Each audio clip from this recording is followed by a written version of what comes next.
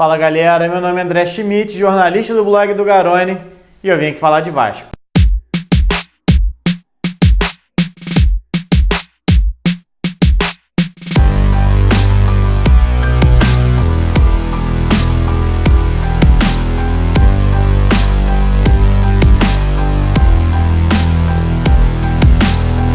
Bom, terminou ainda há pouco agora em São Januário, vitória vascaína por 1-0 sobre o Atlético Goianiense, segundo amistoso disputado nessa pausa para a Copa América e a segunda vitória do time. Luxemburgo dessa vez mandou a campo os dois reforços contratados nessa janela, que foram pelo menos confirmados até agora, o volante Richard e o meia Marquinho, mas manteve a mesma estrutura do time, ou seja, o mesmo esquema tático que vinha jogando no Campeonato Brasileiro. O Vasco atuou mais uma vez num 4-3-3 ofensivo, 4-1-4-1 quando se defende, com 3 volantes, o Richard atuando como esse primeiro volante nessa linha defensiva, seria esse 1 entre as duas linhas de 4, e nesse 4-3-3 é o volante mais centralizado para fazer a saída de bola, com o Raul indo jogar no lado direito e o Marco Júnior jogando pelo lado esquerdo. Mais à frente, o Rossi pela direita, o Marrone pela esquerda e a novidade ali no ataque, o Marquinho jogando nessa função de 9. O Luxemburgo falou antes da partida, antes da bola rolar, que o Marquinho seria um falso 9, mas faltou um pouco de movimentação ali para o Marquinho. O Marquinho praticamente não tocou na bola nesses 60 minutos mais ou menos que ele ficou em campo. No segundo tempo, o Luxemburgo mudou toda a equipe, trocou os 11 jogadores ali, faltando os últimos 30 minutos. O Vasco jogou com um time completamente reserva, inclusive o Bastos jogando de zagueiro ali, improvisado, porque o Miranda está jogando de Campeonato Brasileiro Sub-20, está com os juniores do Vasco, então retornou, não foi o Cainandro, a mesma coisa, e o Vasco saiu recentemente Luiz Gustavo e o Bruno Silva, que rescindiram com o clube, acertaram com o Guarani. Então o Vasco está com uma defasagem aí de zagueiro, está também com o Breno ainda se recuperando de lesão. O Vasco teve que jogar com o Bastos, improvisado ali no segundo tempo, formando dupla de zaga com o Erlen. Pela direita entrou o Cáceres, na esquerda o Henrique, e o meio-campo mudou, na verdade a estrutura do time mudou no segundo tempo. Se o Vasco manteve esse 4-3-3 na etapa inicial, no segundo tempo o Vasco já jogou num 4-2-3-1, com o Lucas Mineiro como os dois volantes ali e 3 meias mais à frente. O Ian Sassi pelo lado esquerdo, o Valdívia mais centralizado, fazendo essa ligação, caindo pelos dois lados, um meia de mais movimentação ali, um meia central, e o Bruno César pela direita, muito apagado, com o Thiago Reis jogando de centroavante. O Thiago Reis entrou até um pouquinho depois, durante uns 5, 6 minutos ali, o Valdívia fez esse falso 9 que ele vem treinando, mas logo depois o Thiago Reis entrou no time também e o Valdívia foi recuado. Mas o que a gente tira desse Vasco que venceu o Atlético Goianiense? Então, primeiro a gente tem que entender a importância desse jogo. Foi um jogo realmente treino, tanto que no segundo tempo o zagueiro do Atlético Goianiense, Oliveira, se eu não me engano, foi expulso pelo árbitro por reclamação e o Luxemburgo gritou, não expulsa não, deixa que faz a alteração aqui, fez a substituição. Acabou que o Atlético teve um jogador expulso, mas não jogou com 10. O jogador expulso foi substituído pelo outro, acho que foi até o Lucas Rocha que passou pelo Vasco, que entrou na vaga dele, e a partida seguiu normalmente 11 contra 11. Então isso dá uma noção de quão amistosa foi essa partida, e nem só amistosa, a gente vê muito amistoso, normalmente a ideia é arrecadar um dinheiro também com amistoso, você passear pelo Brasil, fazer um tour ali, pegar um pouco de torcida que não está acostumado a ver o time. Dessa vez o Vasco jogou no Rio de Janeiro e de portões fechados. Então a ideia era muito mais fazer um teste nas equipes, não só no Vasco como no Atlético também. O Atlético Goianiense hoje é o 6º no campeonato na Série B, um ponto só atrás de entrar no G4, se não me engano, a Ponte Preta que fecha o G4 ali da Série B, e 5 pontos do líder do campeonato. Ou seja, o Atlético tem pretensões também, já é normalmente um adversário difícil. O Vasco andou jogando muito contra o Atlético nos últimos anos, tanto na Série A quanto na Série B, sempre teve um pouco mais de dificuldade para enfrentar. E o Vasco passou bem, foi um teste bom para os dois times, apesar do ritmo ainda de férias das duas equipes. Então foi um jogo mais para observar as opções técnicas e táticas do que realmente uma batalha ali, uma disputa entre os dois times. Bom, mas falando do jogo em si, eu já falei como o Vasco atuou aqui nesse 4-3-3, 4-1-4-1, que o Vasco está habituado a jogar. E a grande mudança ali, as grandes mudanças, foi a entrada do Richard como primeiro volante e o Marquinho como centroavante. Vou falar primeiro do Richard para a gente começar de trás para frente, literalmente. O Richard, jogando como primeiro volante, acaba aparecendo menos. Isso já é natural, todo primeiro volante tem uma participação mais discreta, principalmente porque o Atlético não ofereceu grande resistência ao Vasco no primeiro tempo. Atacou muito pouco. Fernando Miguel precisou fazer uma defesa num chute despretensioso, até de média distância ali. Não teve nenhuma grande jogada do Atlético Goianiense ou uma pressão do Atlético que o Richard tivesse que trabalhar muito sem a bola nessa parte da marcação. O que eu achei interessante do Richard foi na saída de bola. Em alguns momentos, se vocês repararem, se você assistiu o jogo, em alguns momentos dava para captar o áudio do técnico do Atlético Goianiense pedindo para os jogadores deixarem livres os zagueiros e pressionar a saída do volante. Ou seja, o Ricardo Graça e o Oswaldo Henrique tinham espaço, tinham tranquilidade para carregar a bola, mas o Richard já era marcado por dois. O que ele fez em muitos momentos?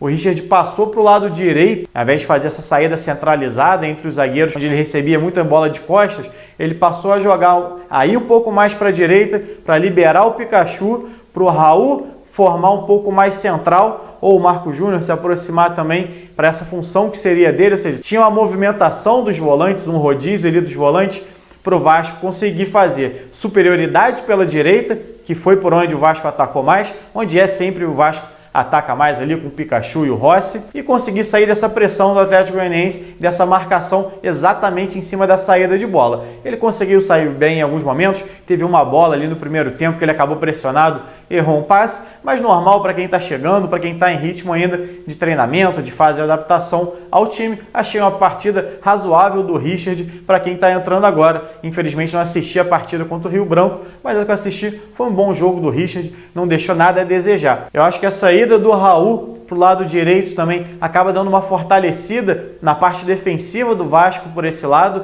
que é onde o Vasco ataca mais, ou seja, onde naturalmente se expõe mais também. O Atlético Goianiense explorou pouco esse lado do Vasco, mas no Campeonato Brasileiro o Vasco normalmente é agredido nas costas do Pikachu e o Vasco conseguiu atacar bem por esse lado. O Raul se lançou bastante ao ataque, tendo mais liberdade, porque o Atlético Goianiense não explorava, não tinha chance do contra-ataque.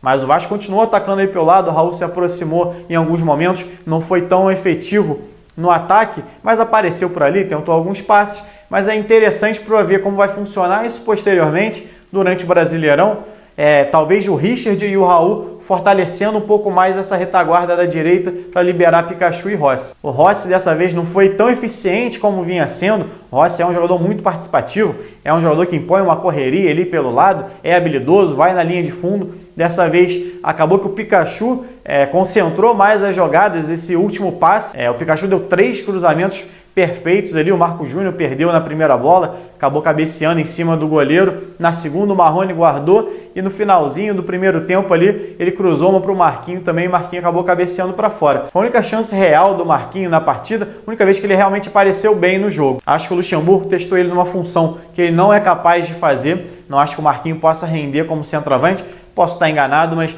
essa estreia dele nessa função não deixou nenhuma grande animação. O Marquinhos já não tem mais a movimentação que ele tinha antigamente, então esperar que ele seja esse falso 9, que vai fazer uma grande movimentação ali na frente. Acho mais fácil o Valdívia fazer, e eu vou falar aqui depois de como foi esse time do segundo tempo. E o Valdívia realmente deu muito mais movimentação ao ataque do Vasco do que o Marquinho.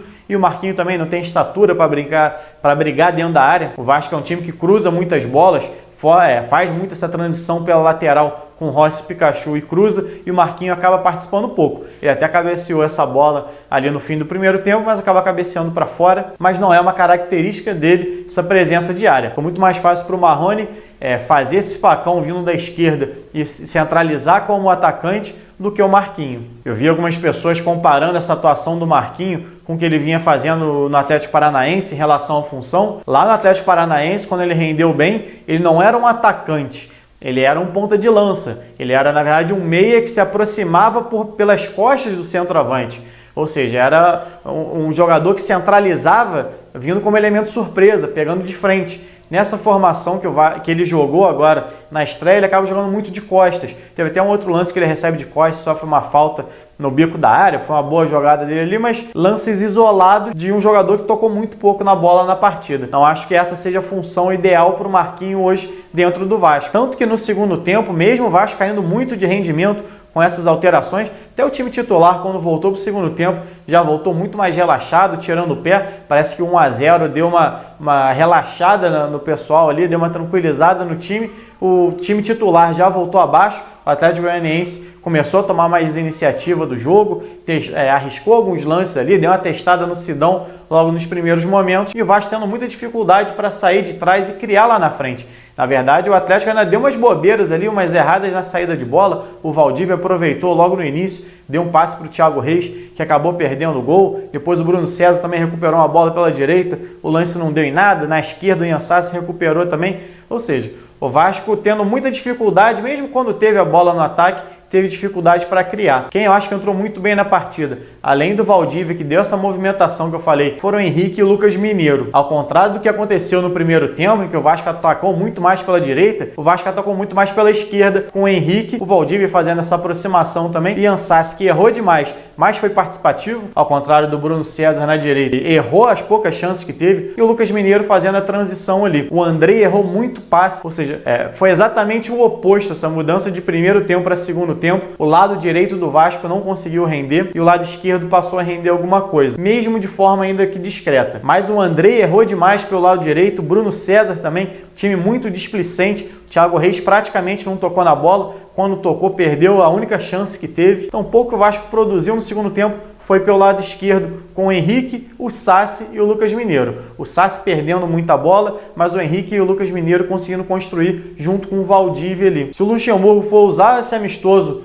como referência para a montagem do time dos próximos jogos, são dois jogadores, pelo menos tanto o Henrique quanto o Valdívia, que brigam por posição. Porque novamente o Danilo foi discreto pela esquerda e a participação do Marquinhos como centroavante também para o Valdívia foi mais eficiente, mesmo o jogo fazendo uma função um pouco mais atrás, mas foi mais eficiente nessa movimentação que o Luxemburgo quer no ataque.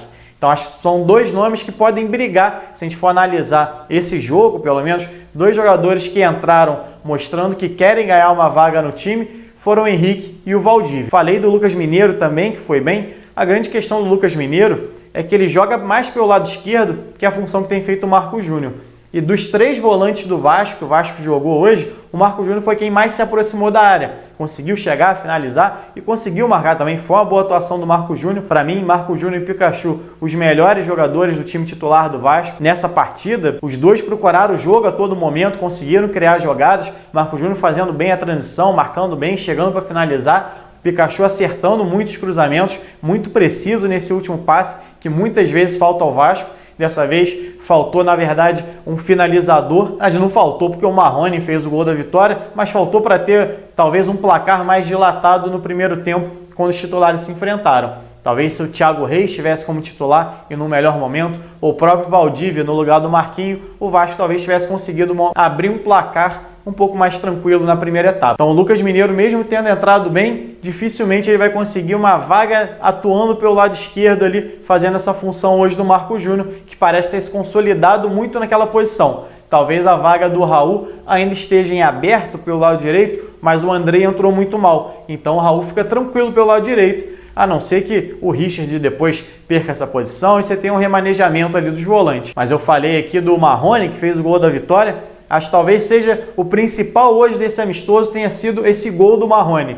O Marrone não marcava desde o Campeonato Carioca, voltou a ser um dos artilheiros do time no ano agora, com 6 gols, empatado com o Thiago Reis. Um gol muito importante para o menino recuperar a moral, recuperar a confiança, a autoconfiança, que é fundamental para um jogador de ataque. Marcar gol, por mais que ele não jogue como centroavante, jogue aberto pelo lado esquerdo, acabava sendo cobrado por isso, por marcar gols, e agora conseguiu encerrar essa seca. É algo que pode dar uma tranquilidade para ele nas próximas partidas, nessa volta no Brasileirão. Bom, galera, essa foi minha análise aqui de Vasco 1, Atlético Goianiense 0. Se você ainda não é inscrito no canal, se inscreve, por favor, deixe seu like, isso ajuda demais o nosso trabalho aqui. Não deixe de assistir os outros vídeos também, tem muita coisa sobre a história do Vasco, sobre reforço, análise de jogos. Espero que vocês gostem. Saudações e até a próxima.